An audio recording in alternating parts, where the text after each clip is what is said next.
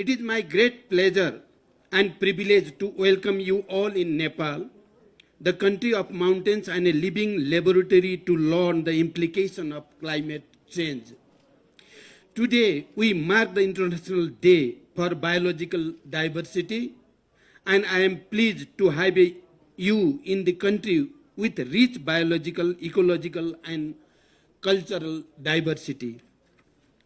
At the outset, on the behalf of the government of Nepal and on my own, I would like to express my sincere gratitude to you for your valuable presence in this global dialogue on mountains, people, and climate. I also want to convey my heartfelt thanks for your very valuable remarks, comment, and very powerful statement you just made. Our collective journey towards recognition of mountains has yielded positively. COP28 presented a crucial opportunity for nations to come together and reaffirm their commitment to ambitious climate action. Let me recall on collective successes establishing mountain agenda at COP28 through the high-level roundtable on Call of the Mountains hosted by Nepal. We must build upon the momentum of past efforts to translate commitment into tangible action, preserving the delicate balance of mountains in environment for future generations. Distinguished participants, mountains are invaluable natural assets. These regions are home to 15% of the global population and nearly half of the biodiversity hotspot, host a wide variety of flora and fauna and the communities with different language, culture, and traditions. Mountains play a pivotal role in the global climate system, contributing to maintain the global temperature and serving as water towers for billions of people living in the mountain and downstream, including coastal areas. Let me reiterate the recent reports of Intergovernmental Panel on Climate Change, which indicates that climate change impact in mountains is unprecedented.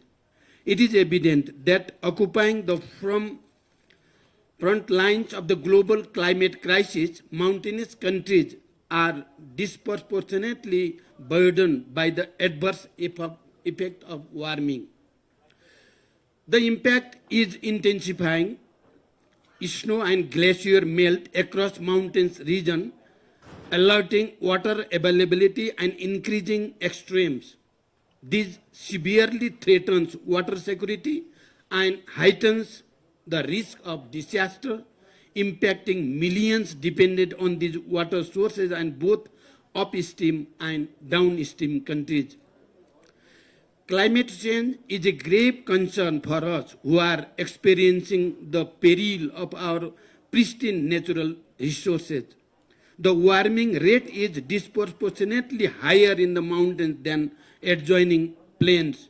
Projections alert us that the average temperature increase in the mountain will be over 1.8 degrees Celsius by 2050, which we are discussing to limit global temperature to 1.5 degrees Celsius by the end of this century. Glacial lake outbursts, floods are perennial threats in Nepal and other mountainous countries. On current emission pathways, 80% of glacier current volume will be gone by the end of this century. Mountain economy is heavily reliant on climate sensitive sector like agriculture, tourism, hydropower, and physical infrastructure, and mountain communities and ecosystem have worst climate impacts. Climate-induced disaster and other impacts are severely affecting mountains' livelihood, resulting degradation of resources, declining production and productivity, and a displacement of people, their culture, their heritage, knowledge, and their practice. Climate change is differentially impacting to those poor, women, indigenous, and disadvantaged communities who primarily depend upon weather-based livelihood, have limited information, resources, and capacity to cope with the changes. Distinguished participants, I firmly believe that a unified mountain voice is urgently needed to address the growing concern about the effect of climate change on mountain communities and the ecosystem service they provide. The urgency of limiting warming to 1.5 degrees Celsius must be complemented by a focus on regional and global cooperation to enhance mountain people well-being, boost ecosystem diversity, stability, sustainability, and identify sustainable development options that consider local requirements. I have strongly highlighted these issues in all national and global forums, including 78th United Nations General Assembly and the Climate Ambition Summit. Nepal is also championing this agenda in different international forums as the chair of the group of LDCs. In my previous deliverable, including COP28, I have strongly demanded the necessity of initiating a dialogue on mountains and climate change to realize the grip of the mountains communities, find possible solutions, and bring them out of environmental injustice. As a result of this conscious and systematic effort, COP28 outcomes recognize mountains ecosystem as critical importance for integrated response and agreed to hold an expert dialogue on mountains and climate change at the 60th session of the UNFCCC, subsidiary body for implementation and subsidiary body for scientific and technological advice, which is scheduled to take place next month. We have a long way to go in terms of forging global consensus and support in advancing the mountain agenda and finding sustainable solutions for mountains and beyond. Realizing the urgency to a prompt action to deal with the climate change on mountains, we have organized this international dialogue. I expect that this platform provides us the opportunity to collaborate, share knowledge, and forge partnership for collective progress to make meaningful strides in addressing the climate crisis and securing a better world for generations to come.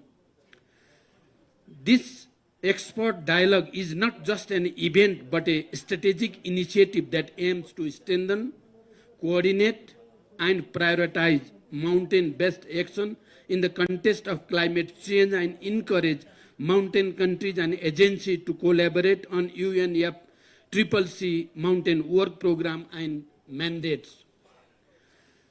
This discourse should allow government and stakeholders in mountain countries and their allies to better understand mountain climate concern and solution, share expertise and experience, and enable synergies. More crucially, the dialogue aims to produce concrete roadmaps and strategy for mountain at the expert dialogue on mountain and climate change in SAPSTA 60 session next month and beyond. We must not forget the significance of synergetic collaboration among the LDC group, G77 China, and other climate negotiation group of the UNFCCC. Crystal clear, due to an appalling injustice inflicted on us or affected by climate-induced disaster, and we strongly demand for the justice. Delivery of adequate and predictable and accessible funds and technology is urgent to support science-based, locally led climate action. The full operationalization of loss and damage fund in a transparent and equitable way should be the foremost priority. We urge to put the most vulnerable women, youth, children, disabled people, indigenous people, and local communities in the mountains as the priority of climate action.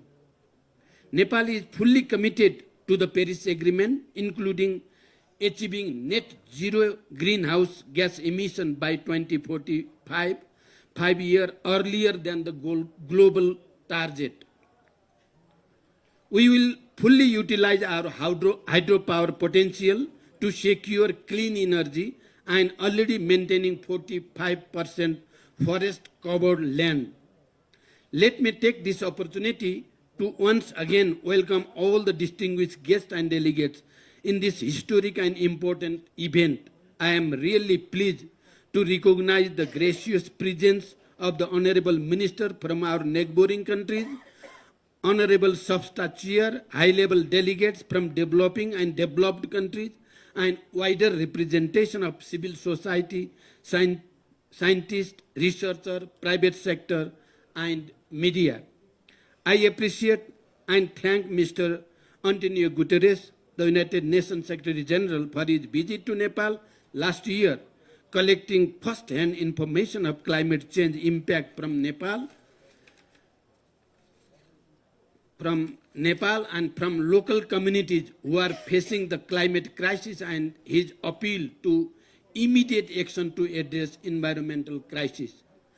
Please join us in our collective efforts to protect and promote the mountains, mountain civilization, mountain ecosystem, and inhabitants of mountains, and seeks to garner collaboration and solidarity to tackle the common challenge posed by climate change in the mountains. Finally, I wish the great success in yielding tangible outcomes during this 2 days dialogue and your pleasant stay in beautiful mountainous country, Nepal. I also wish the success of the forthcoming international expert dialogue on mountains to be held in Bonn of Germany. We have all our support to make this event more meaningful and forward-looking. Once again, I want to convey my heartfelt thanks to all the speakers who very seriously and in a very concrete way put forward their remarks and very valuable suggestion. Thank you very much. Nepal will try its best to lead the movement of the mountainous country. Thank you very much.